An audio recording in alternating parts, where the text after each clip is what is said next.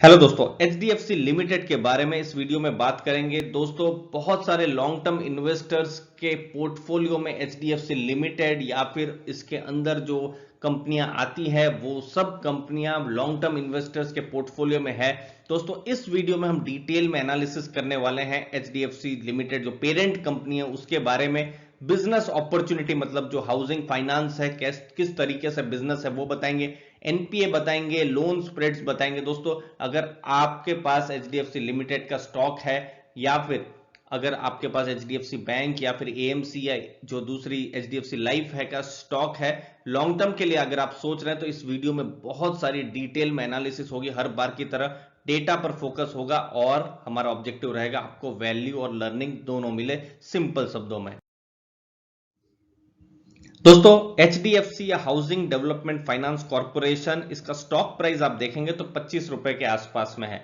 10 साल का रिटर्न की अगर बात करें, मतलब मार्च 2011, तो टोटल 10 साल होते हैं तो 14% का कंपाउंडिंग रिटर्न होता है। मतलब इसने जो भी इन्फ्लेशन है उसको तो बीट किया ही है, बिल्कुल डबल रिटर्न के साथ उसको बीट किया हुआ है। अब यहां पर एक चीज है ये भी जानने वाली कि अप्रोक्सीमेटली हर 5 साल में पैसे को भी इसने डबल किया है। उस समय में स्टॉक प्राइस भी जो था 620 630 रुपए के आसपास में था दोस्तों। तो 14% का रिटर्न है।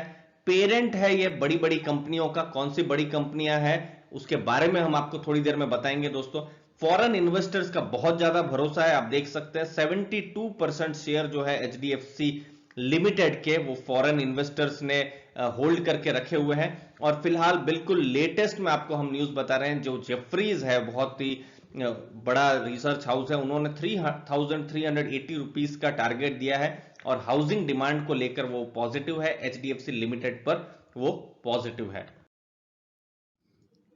अब दोस्तों, ये है एचडीएफसी लिमिटेड के बारे में। देखिए, एचडीएफसी बैंक का 21% हिस्सा ये ओन करती है, मतलब ये पेरेंट है एचडीएफसी बैंक का। एचडीएफसी लाइफ का देखिए लगभग 50% हिस्सा आज देखेंगे तो एचडीएफसी लिमिटेड के पास है।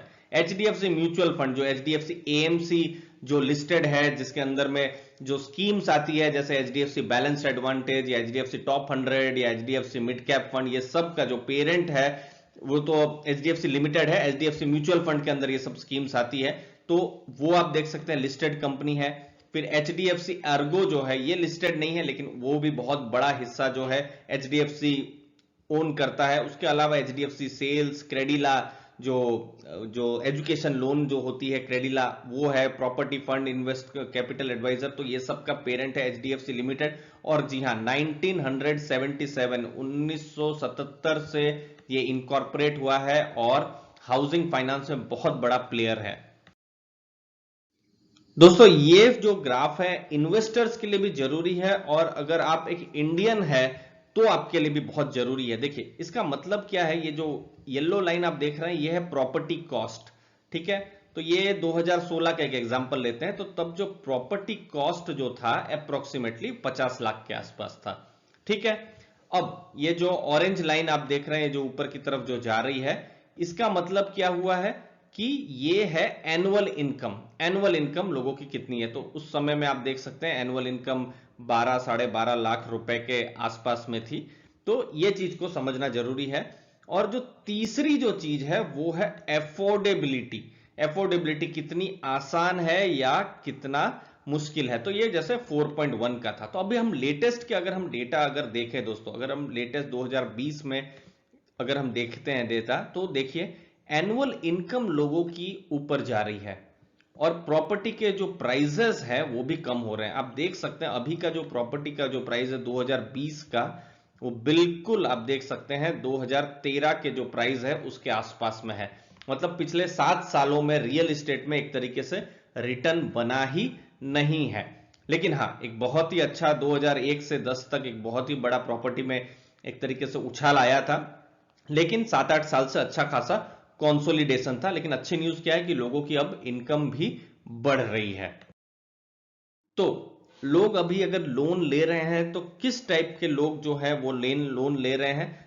इंडिविजुअल सबसे ज्यादा, जैसे आपके हमारे जैसे लोग हैं, फैमिली वाले लोग मैक्सिमम, तो इंडिविजुअल सबसे ज्यादा लोन ले रहे हैं। मतलब हाउसिंग लोन की जब हम बात कर रहे हैं, कॉर्पोरेट ले रहे हैं, कंस्ट्रक्शन फाइनेंस, ये थोड़ा सा रिस्की हो जाता है, बट एचडीएफसी लिमिटेड का बहुत बड़ा यहाँ पर एक्सपर्टाइज है, वो चीज भी हमको ध्यान में रखनी पड़ेगी। लीज रेंटल डिस्काउंटिंग है, लेकिन मैक्सिमम जो है वो लोन का पैसा या फिर जो लोन जो दी जाती है वो इंडिविजुअल्स को ही दी जाती है। दोस्तों आगे बढ़े दोस्तों, उससे पहले हमने लीडिंग ब्रोकरेज हाउसेस की लिंक दी हुई है, जहां पर आप फ्री में अपना डीमैट अकाउंट खुलवा सकते हैं। अब दोस्तों एनपीएस को समझना बहुत जरूरी है, मतलब नॉन परफॉर्मिंग एसेट, कितना पैसा वापस नहीं आ रहा है।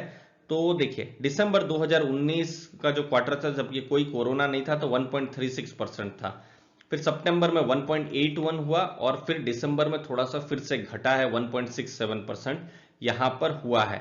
अब देखिए इंडिविजुअल लोन्स अगर आप देखते हैं तो 0.98% है, जो नॉन इंडिविजुअल या जो कंस्ट्रक्शन लोन्स है वहां पर थोड़ा सा स्ट्रेस दिख रहा है। ओवरऑल अगर आप एनपीए देखते हैं तो 1.91% है, इसलिए यहां पर बहुत ही ज्यादा जरूरी रहेगा क्वार्टर 4 में क्या होता है, रिजल्ट किस हिसाब से आते हैं, एनपीए बढ़ते हैं या नहीं बढ़ते हैं, और फिर मैनेजमेंट की क्या कमेंट्री रहती है। बट फिलहाल हम देख पा रहे हैं इंटरेस्ट रेट जो है बिल्कुल हिस्टोरिकल लो में है, ये चीज को आप ध्यान में रखिए। आप देख सकते हैं एसबीआई या दूसरी बैंक्स की एडवर्टाइजमेंट भी आती रहती है कि 6.77% के आसपास में भी वो लोन्स अभी दे रहे हैं।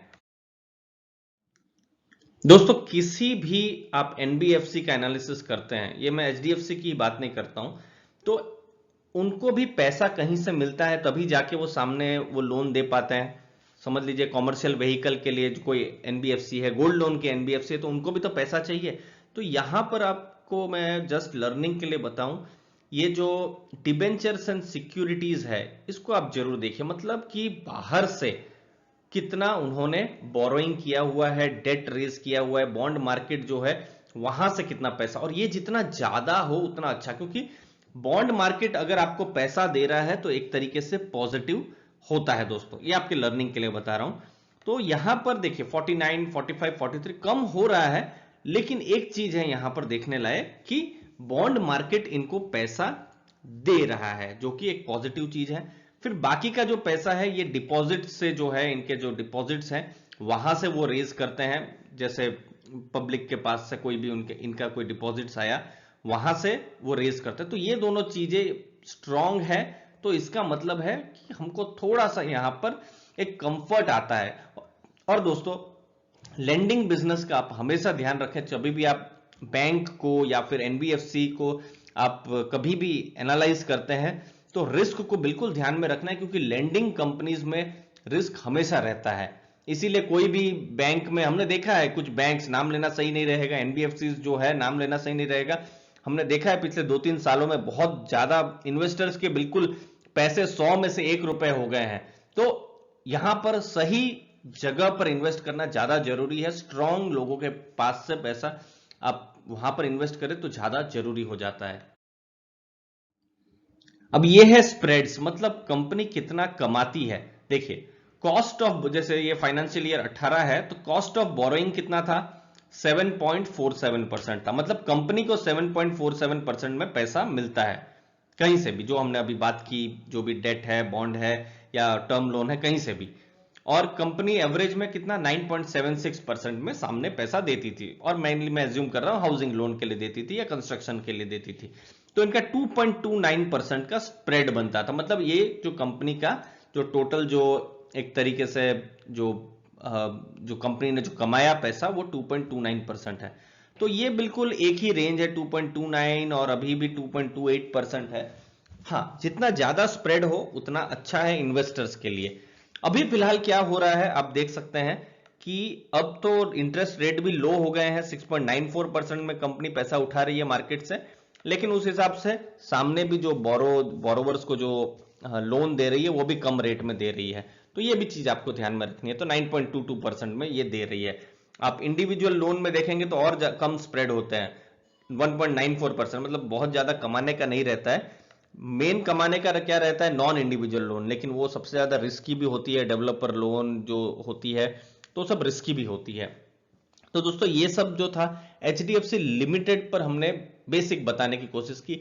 टारगेट सिर्फ जेफरीज का हमने यहां पर डिस्कस किया है, टारगेट हमारा ऑब्जेक्टिव भी नहीं है, बिजनेस को समझना है, ऑब्जेक्टिव है रिस्क को भी देखना बहुत जरूरी है क्योंकि ये लेंडर है, लेकिन लेंडर में भी अगर कोई सबसे बड़ा अगर कोई है किसी का मार्केट कैप जो हाउसिंग फाइनेंस में, तो इसी का है, 4 लाख करोड़ से ऊपर का है।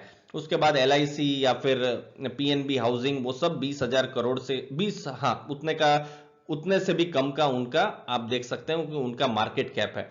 तो एक तरीके से मार्केट लीडर है और ये सब डेटा देख के थोड़ा सा यहां पर कंफर्ट बनता ही है, लेकिन हमको यहां पर Q4 को भी देखना है और जो NPA का जो ट्रेंड है वो देखना है। अगर NPA अगर बढ़ते रहे तो फिर थोड़ा कंसर्न हो सकता है वो, और फिर बाकी क्या मैनेजमेंट कहता है और क्या स्प्रेड्स के बारे में बताया जाता है, नया चीजें क्या है, वो चीज पर भविष्य में नजर रहेगी। इंपॉर्टेंट जो भी चीजें थी उस चीजों को वीडियो में हमने कॉन्साइज करके बताने की कोशिश की है। दोस्तों वीडियो अच्छा लगा तो जरूर लाइक शेयर सब्सक्राइब कीजिए। आपने अपना समय दिया उसके लिए बहुत बहुत धन्यवाद। कोई भी डाउट हो तो जरूर कमेंट सेक्शन में जरूर प्रश्न पूछिए। धन्यवाद दोस्तों, थैंक यू वेरी मच।